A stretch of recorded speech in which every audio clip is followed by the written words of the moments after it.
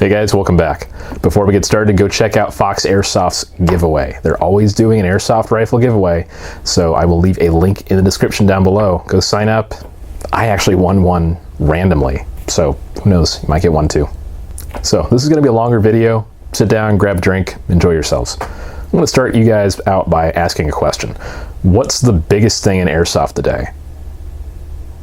Now you're probably going to say the Umarex Glocks, the new Classic Army, this or that. I'm going to completely disagree with any answer you may give and say new players. New players are the biggest thing in airsoft right now. So many companies are making beginner price point airsoft guns, and a lot of companies are making packages so you can buy that gets you just about everything you need to get into the sport. If you guys remember, even just a few years ago, getting into airsoft meant investing quite a bit of money and spending a lot of time to get the right things you need. You're looking at a gun, $200 to $300 right there. You know, you could still get the less expensive guns. They didn't perform as well as they do today, not even close. You can get guns for under $200 nowadays that perform insanely well for the money. There's a lot of guns out there and a lot of options, so what do you pick? But you don't just need a gun. You need eye protection, you need face protection, lower face specifically. You need batteries, BBs, whatever accessories you want. You really should have a gun bag too. You need spare magazines. There's a lot of things you really should have before going out on the field and really having the best time you possibly can. So a lot of companies nowadays are offering packages that have just about everything you need to get into airsoft. Fox Airsoft sent over to me one of their Lancer Tactical entry-level packages, and we're going to check it out today, see what it comes with. I'm going to give you my thoughts on it. Now, I'm going to ask you guys another question. What's the core, the heart of any beginner's package? You're probably going to say the airsoft gun. I'm going to say you're wrong again. I actually believe it's the eye and face protection. Those are key. If you don't have those, you're not airsofting, period. No field is going to let you airsoft without eye protection. Some don't even let you airsoft without lower face protection. For this package, Fox includes the ASG Strike Systems tactical gear, goggles, and mesh lower mask. The goggles are anti-fog, and please be smarter than I was and remove the green film that is on the front of these when you get them. Otherwise, they're going to look absolutely awful to look through. Generally, they're very clear. They'll take a BB no problem. They are ANSI rated, so you're gonna get no issues there. They are actually rather comfortable as well. They've got a nice lining around them. They are slightly ventilated, so you can't let a BB in there, but you can also let air in and out, so it's definitely a pro. Of course, the lower mesh mask, these are not mandatory in most fields. Some fields require them for under 18 and such, but I think they should be mandatory, period, for any field. I'll tell you, when I started airsofting, a couple years into it, I was sniping for the first time, trying out a bolt-action rifle, and I did not have one of these. I was a little new to the sport, and really should have had one of these. These weren't a big thing back then. They are much bigger nowadays, I feel like. I shot a guy in the back as he snuck by with a gas pistol about 40 feet away. He didn't call his hit, turned and put 6 BBs at my face. It's one of the worst experiences of my airsoft career. And if I had had one of these, it wouldn't have been nearly as bad. It probably would have been just fine. It was not a great day. This can definitely save your face and make your day a lot better if you happen to take a BB below the goggles. The other major combo in getting an airsoft gun is going to be your battery and your charger. Your battery, I'll tell you, when I started playing, batteries were, they were very different. You were looking at NIM and NiCad batteries, and that's really the only options you had. I started off with my ICS MP5. I picked up a 600 milliamp hour NiCad Sanyo battery way back when, and I could barely get through a magazine on it. Whatever internals that ICS MP5 had just ate battery life like crazy. I was running this in the Lancer Tactical M4 all day, put over 2,000 rounds on it without an issue, and it's fantastic. 1600 milliamp hour Elite Force 9.6 volt nickel metal hydride battery. This is something you can charge, and there's no battery memory when you charge it without discharging it like NiCad batteries, the older technology.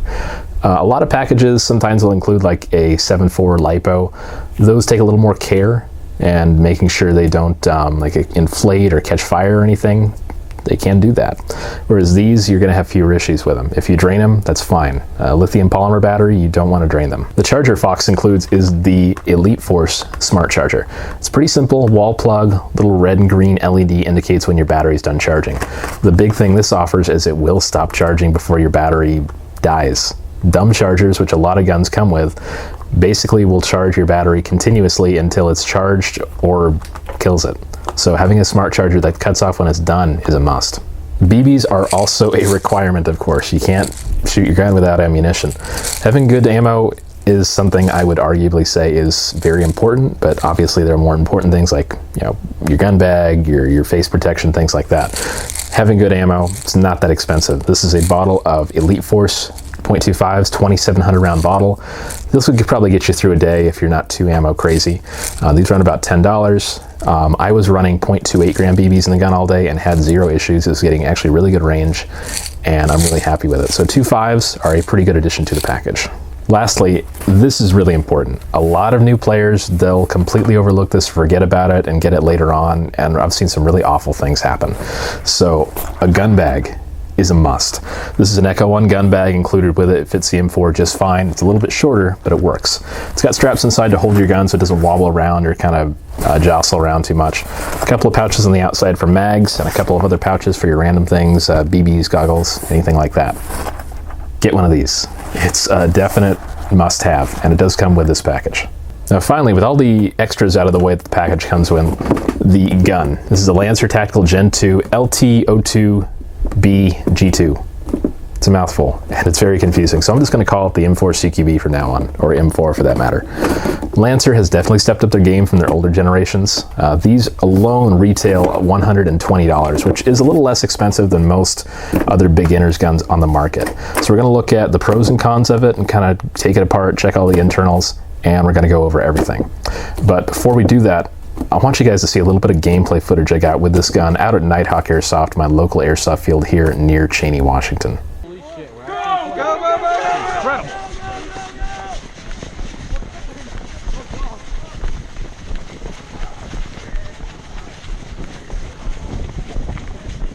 Well, there goes the knife.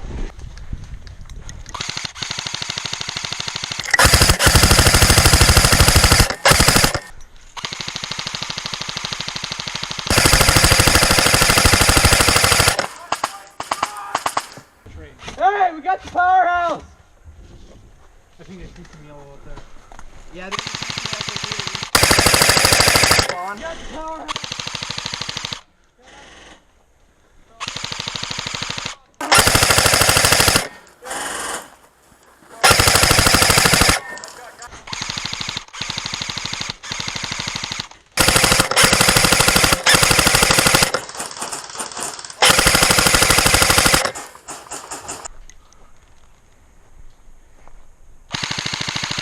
Like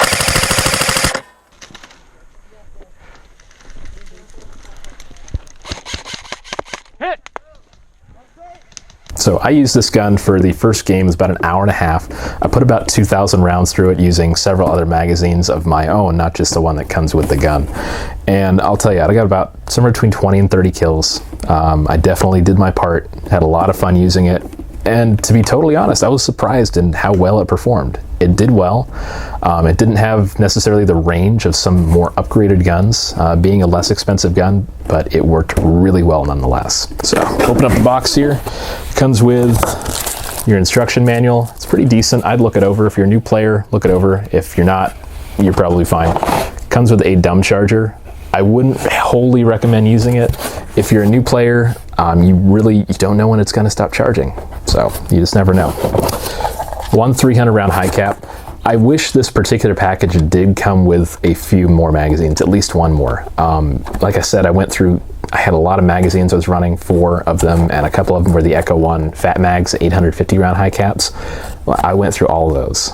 So just having one mag, depending on your field, depending on how you're playing, you're probably going to go through at least one mag. These were kind of surprising. 0.28 gram biodegradable BBs. When I picked them up, I figured, oh, they're just 0.2s or something to chrono with. But I realized they're actually fairly heavy. So I looked, and they were, lo and behold, 0.28 bios. This is exactly what I used all day. I used Elite Force 0.28 bios, but just having something where you can see what the gun can do, not just 0.2s, that's a definite plus. You get a Lancer Tactical rubberized patch. These are kind of cool. Throw it on your jacket or your shirt or whatever you want to do. The gun already comes with a 9.6 volt nickel metal hydride battery. So this particular package from Fox Airsoft includes 2 batteries that are the same spec, 1600 milliamp hour NIM batteries. Vertical grip, kind of cool accessory there. China candy. No, don't eat those, that's terrible. Before I pull the gun out of the box. Cleaning rod, that's a definite thing. And your Gen 2 Lancer Tactical M4.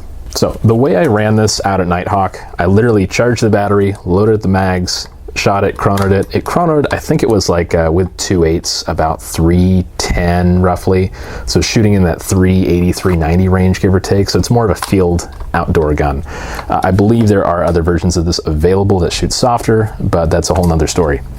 I adjusted the hop up and just went. Didn't clean the barrel, didn't do any special tuning into it. I just took it out of the box and went and played.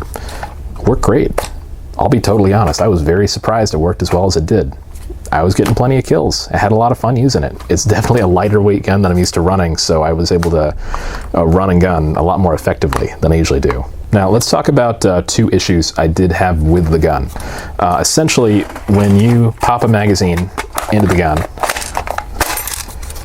your BBs feed into the hop up. Now if you look, the magazine can move up and down a little bit. I did have to hold the magazine in the gun as I shot it, or else it just wouldn't feed. It wouldn't push far enough into the little hop-up lip to actually feed the BBs. That's unfortunate, but it's just the reality of some less expensive guns like this.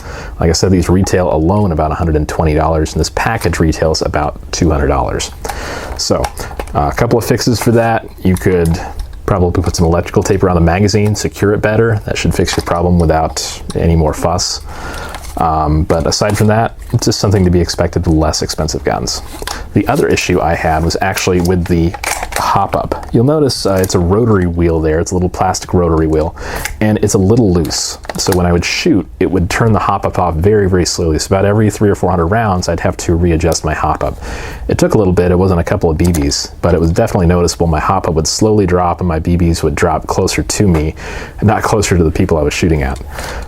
So definitely a fix for that would be put some Teflon tape underneath that little wheel or rotor. That way it's a little more stiff. That way it doesn't turn off as you're shooting. But like I said, there are always small issues with less expensive airsoft guns, so something to keep in mind. So let's start talking about the gun.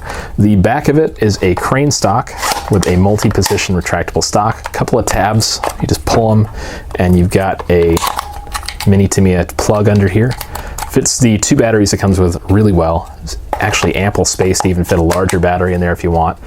So maybe some older cell batteries.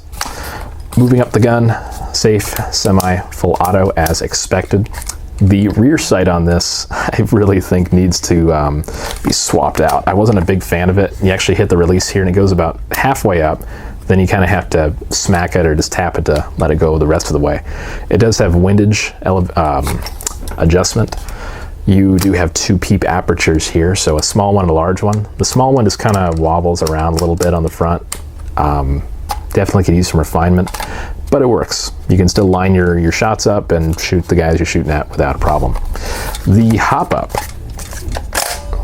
as I showed just a second ago, rotary wheel, you pull the charging handle, and the charging handle does have an extended lever on the left-hand side, so that's kind of neat, something you don't see in guns too often. The whole gun, for the most part, is polymer, including the buffer tube here. The only thing that's, one of the few things that's actually metal, that's actually got some weight to it, is the outer barrel. So it does have a metal outer barrel on it. It's the shorter length that takes a 300 mil inner barrel. Rail system on this guy is all polymer, saves you a little bit of weight there, and it does come with the 2 rail covers. I noticed they do wobble around a little bit. I didn't use these on the field at all, because mainly I wanted to put a camera on, and they also do wobble and make some noise. So if you want, you can put some electrical tape under these. They won't wobble, put some pressure on them. At the front, you've got a front sling loop. It's very noisy. I would recommend probably punching the pin out. This does not have a rear sling loop except for just these little loops here for like just a standard material sling. So there's no clip per se. So this, I'm not really sure why this is here, but it's here. 14mm negative threads under the orange flash hider. Now let's go ahead and take the Lancer Tactical Gen 2 M4, put it on the tech table, take it apart, and see what the internals are like. All right, our hop up and barrel. The barrel itself is brass, listed as a 6.03 inner diameter, and has pretty decent crowning on it, if you can see it there a little bit.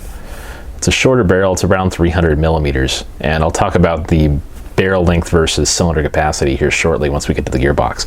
It has a rotary style polymer hop up. Does have a pretty strong spring on the front to press it against the gearbox. Not every gun comes with that, but most do, so just the fact that they include that on a less expensive gun is something I do like. Rotary style hop up, I've noticed it is a little loose, has a lot of spin, so you've got a lot of adjustment potential there. When I was shooting this a little bit on the field, the hop up didn't become loose and kind of de-adjust a little bit here. What you can do is put some Teflon tape under the little rotary device here and pretty much tighten it down a little bit. So that would be my recommendation for that fix there. Motor is a pretty standard normal torque, normal speed, nothing super special. It does use an O-type pinion, which I find is less common on China-made guns nowadays. Something I do also want to point out is the fact that the pistol grip uses metal screw inserts here. A lot of less expensive guns still use the just all plastic grips, and these screws go directly into the grip. Now, over time, those can actually crack and wear out and strip out, and the metal ones will last a significantly longer amount of time. All right, our gearbox here. This is a quick change spring guide gearbox. So what that means is there's a quick change spring back here. Now I'm just going to press this out. You don't really need a tool to do it, but it does have the insert for a hex key to do it there. And look at the spring guide here. It's pretty basic. There's no washer there, but it does have a metal base and a plastic shaft. The spring on this one feels like it's a shorter spring, but it's quite a bit stiffer. It's not even the length of the gearbox. It's kind of the minimum length you want for a spring in a gun. I'd say it's probably maybe like an M115 somewhere in there. It feels a little more stiff than a 110, but not quite a 120, but it's hard to say. Gearbox, you can tell it's a 9mm gearbox. It does have the solid steel bushings, so not bearings or anything.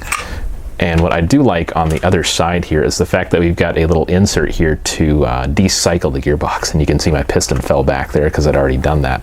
So you can stick a little tool in there like a small screwdriver and actually decycle the gearbox by tripping the anti-reversal latch, which is a really good idea before you take it apart so things don't come flying out or get misplaced at all.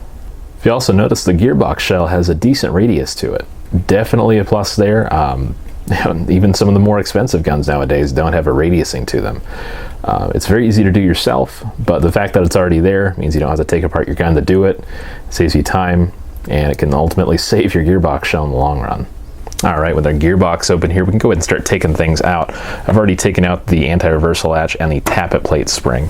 So we can get the cylinder out. We can kind of take a look at the gears. It does have a sector delayer there, which is a plus. I notice a lot more guns are coming with that lately, so maybe a little more common nowadays, but still definitely a plus. Steel gears, decently lubricated, definitely for a less expensive gun like this. Now we can check the shimming here. I've got these couple of the screws back together here, and we can just kind of look at how much play each gear has.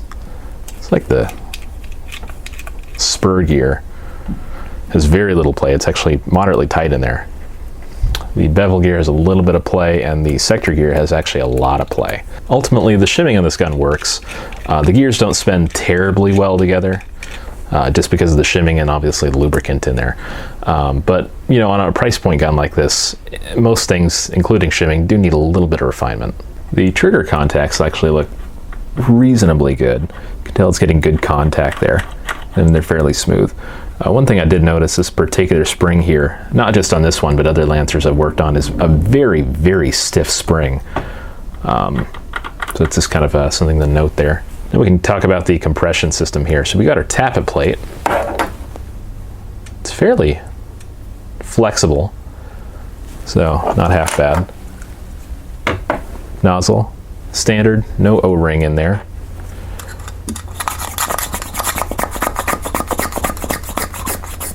Getting some compression.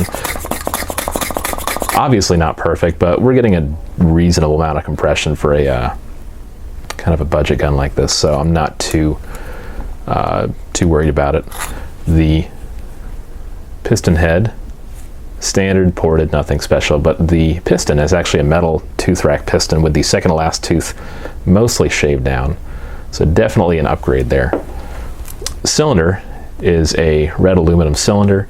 Has a port right where an M4 like 363 millimeter barrel should be. So I mentioned earlier that the inner barrel length on this guy is about 300 millimeters, being kind of the shorter M4. So if you're using heavier ammo, that can definitely be a plus as far as range goes. It's probably why I was getting better range out of this gun, more so than I was expecting. So that's a good plus there. Cylinder head sits pretty tightly in the cylinder. One O-ring, rubber damper. It's pretty normal there. I am very glad this sits very stiffly in the cylinder. That's really good there. Some guns I've seen, they really sit pretty loosely in there, and it's a hit or miss on the seal. After having used the gun on the field for a pretty long, solid game, taking it apart, really checked out every aspect of the gun, and just the whole package that Fox Airsoft offers. It's a pretty good package. I'll be totally honest with you. If I'd had a package like this, 12 years ago when I started airsofting, I would have been in a very different game. Things have really changed in airsoft quite a bit, even in the past few years, where companies offer a literally complete package for new people to get into airsoft for around the $200 mark. That's huge. Things have really gotten better in airsoft. Even if you're just wanting to pick up a less expensive gun and you've already got everything else that your buddy's loaning you or something along those lines, $120 goes a long way. It shoots fine out of the box. It comes with a battery. You've got your magazine, and it works. That's incredible. So I do have to give the gun a grade, and then of course the whole package a grade. The gun I'm going to give a 7. There's some things I would definitely change on it, such as I think they could definitely refine the specs on the magwell and the hop-up to make them feed more consistently and make the hop-up tighter so it doesn't turn off as you shoot it. The gun does vibrate a little bit, rattle a little bit as you shoot it, being a plastic, less expensive gun, so that can have a little bit to do with it too. 7 out of 10 for the gun. The package, I'm going to give a 9 out of 10. The only thing I would change about it, maybe the goggles. I might put some mesh goggles in there instead, but some fields do require real goggles, not just mesh goggles. The only other thing I would change would be how many magazines come with it. Maybe throw in an extra high-capacity magazine. They're not terribly expensive. I did the math, and you're saving about $45 or $50 when you go with the package over just buying things individually. So I wish they'd include a second high-capacity magazine. Really depends on your play style. If you're going to run semi or full auto, I ran full auto like crazy. Like I said, I went through over 2,000 rounds, and yeah, I could have really used. If I were a new player, I'd have to load and load and load, and it'd take a while. So definitely, if the package doesn't include more magazines, grab a few more. It's really going to make a big difference when you're playing out there on the field. Again, go check out Fox Airsoft's Airsoft Rifle Giveaway. I will have a link in the description just for that. Also, go check this and the package for beginners out on foxairsoft.com. I will have links to those as well in the description. Thanks for watching, guys. I'm Prodigy from Kilo 23. This is actually a lot more fun to run than I thought, so don't count it out too quick. Go check it out. Thanks for watching, and I'll catch you next time.